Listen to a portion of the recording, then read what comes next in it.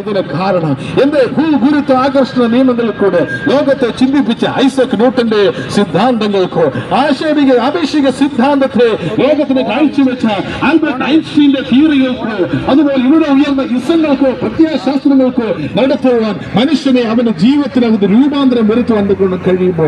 ഇല്ല. അങ്ങനെ ആയിരുന്നെങ്കിൽ ഈ നാട് എന്നേ നന്നായിരുന്നു. അവിടെയാണ് ഞങ്ങൾ ഇന്ന് സംസാരിക്കുന്നതായ ഈ സന്ദേശത്തിന് പ്രാധാന്യമുള്ളത്.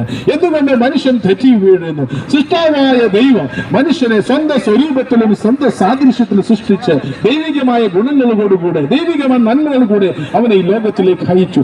എന്നാൽ പാപനിമിത്തം മനുഷ്യൻ ദൈവ തേജസ് നഷ്ടപ്പെട്ട് അവനുള്ളിൽ മരണം പ്രവേശിക്കുവാൻ ഇടയായി. വിശുദ്ധ ബൈബിൾ വിളിച്ചു പറയുന്ന പാപത്തിന്റെ ശമ്പളം മരണമത്രേ. എല്ലാവരും പാപം ചെയ്ത് എല്ലാവരും മരണത്തിന് അവകാശികളായി മാറിക്കൊണ്ടിരിക്കുന്ന ഒരു കാഴ്ചയിലേക്ക് നമ്മൾ വന്നുകൊണ്ടിരിക്കുക. ശ്രദ്ധിച്ചാട്ടെ, ഇത് സന്ധ്യാസമയത്ത് ഈ ശബ്ദപരിധിക്കുള്ളിൽ കേൾക്കുന്ന ഒരു വ്യക്തിയെ ഒരുപക്ഷെ നിങ്ങൾ മദ്യത്തിന് അടിമയായിരിക്കാം, ഒരുപക്ഷെ പുകവലിക്ക് അടിമയായിരിക്കും. നമുക്കറിയാം, മദ്യം നമ്മുടെ ശരീരത്തിന്റെ ശ്വാസകോശത്തെ അതുപോലെ തന്നെ നമ്മുടെ കുടലിനെ വയറിനെയുള്ള എല്ലാ അവയവങ്ങളെയും വല്ലാതെ ബാധിച്ച് അർബുദ വ്യാധികൾ ഇന്ന് പടർന്നുകൊണ്ടിരിക്കുകയാണ്. കേരളത്തിൽ വർദ്ധിച്ചുകൊണ്ടിരുന്ന ക്യാൻസർ രോഗികളുടെ ഹൃദ്രോഗികളുടെ എണ്ണം നോക്കിക്കഴിഞ്ഞാൽ മദ്യപാനം ഇതിനൊക്കെ കാരണമാണ്. എന്തുകൊണ്ട്? പാപം മനുഷ്യന്റെ ഉള്ളിൽ വാണുകൊണ്ടിരിക്കുകയാണ്. എന്താണ് പാപം? നൂറ്റാണ്ടുകൾക്ക് മുൻപേ ഒളിമ്പിക്സ് ഗ്രീക്കിൽ നടക്കുന്നുണ്ടിരിക്കുന്ന സമയത്ത് അമ്പെയ്ത്ത് എന്ന് പറയുന്ന മത്സരമുണ്ടായിരുന്നു. ഒരു ലക്ഷ്യസ്ഥാനത്തേക്ക് അമ്പെയ്ത് വിടുന്നതായ കളിക്കാരെ നോക്കി കൂടെ നിൽക്കുന്ന ജനം ആർത്തഹട്ടഹസിച്ചുകൊണ്ടിരുന്നു. എന്നാൽ എപ്പോൾ അവർ ലക്ഷ്യത്തിൽ നിന്ന് മാറി ആ അമ്പ് എയ്യുമ്പോൾ അപ്പോൾ ജനം വിളിച്ചു പറഞ്ഞു ഹമാർഷിയായി. ഹമാർഷിയായി എന്ന മൂലഭാഷയിൽ നിന്നാണ് മലയാളം പരിവർത്തനമായ പാപം എന്ന വാക്ക്. അർത്ഥം ലക്ഷ്യം തെറ്റിപ്പോകുക. സൃഷ്ടാവായ ദൈവം വെച്ചിരുന്ന ലക്ഷ്യത്തിൽ നിന്ന് മാനവജാതി എപ്പോഴൊക്കെയോ തെറ്റിപ്പോയോ അവൻ പാപത്തിന്റെ അടിമത്തത്തിലേക്ക് കടന്നു പോകുന്നതൊക്കെ നോടിയാത്തുന്നു.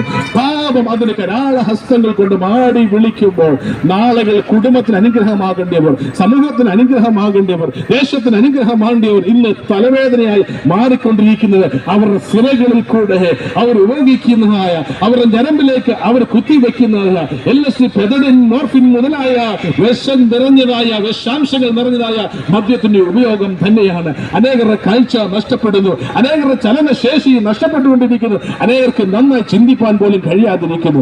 ഇത്ര വലിയ മരണത്തിൽ നിന്ന് ആർക്ക് നമ്മെ രക്ഷിക്കാൻ പറയും? ഞാൻ നേരത്തെ പറഞ്ഞതുപോലെ ഇവിടെ ഉയർന്നതായ വ്യത്യസ്തമായ മത സംഹിതകൾക്കോ ഇസങ്ങൾക്കോ പ്രത്യയശാസ്ത്രങ്ങൾക്കോ മനുഷ്യനെ മറ്റൊരു യൂട്ടോപ്യൻ ലോകത്തിലേക്ക് കൊണ്ടുപോകാൻ കഴിഞ്ഞെങ്കിലും അവൻ അടിസ്ഥാന പ്രശ്നത്തിൽ നിന്ന് അവനെ പരിഹരിക്കാൻ കഴിയുകയില്ല.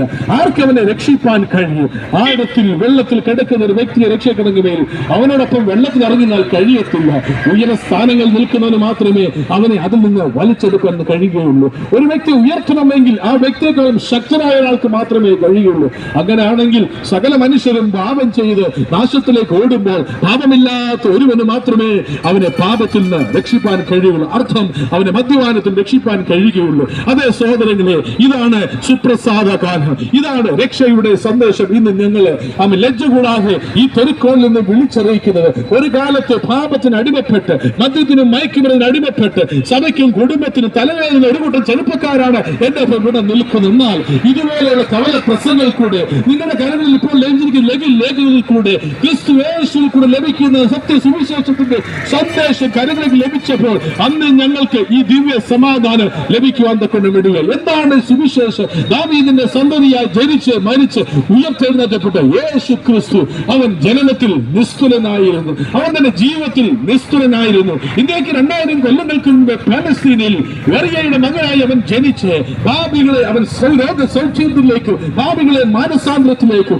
അവൻ അടുത്ത് വന്ന കുഷ്ഠരോഗികളെ അവൻ സൗഖ്യമാക്കി വന്നക്കൊണ്ടും ഇടയായി തീർന്നു. അനേക കുരുടർക്ക് അവൻ കാഴ്ച കൊടുക്കുവാൻ ഇടയായി തീർന്നു. അവനോടൊക്കെ പറഞ്ഞു, നിന്റെ പാപം മോചിച്ചിരിക്കുന്നു. വിശുദ്ധ വേദപുസ്തകം പറയുന്നു, ദൈവം തന്റെ പുത്രനായ യേശു ക്രിസ്തുവിന് നിത്യജീവൻ അനേകർക്ക് കൊടുക്കുവാനുള്ള അധികാരം കൈമാറി. അതെ, അധികാരമുള്ളവന് മാത്രമേ രക്ഷിച്ചെടുക്കുവാൻ കൊണ്ടും കഴിയുകയുള്ളൂ. യേശു 33 തിരുവയസ്സ് ഈ ഭൂമിയുടെ പരപ്പിൽ ജീവിപ്പാൻ വേണ്ടിയായി.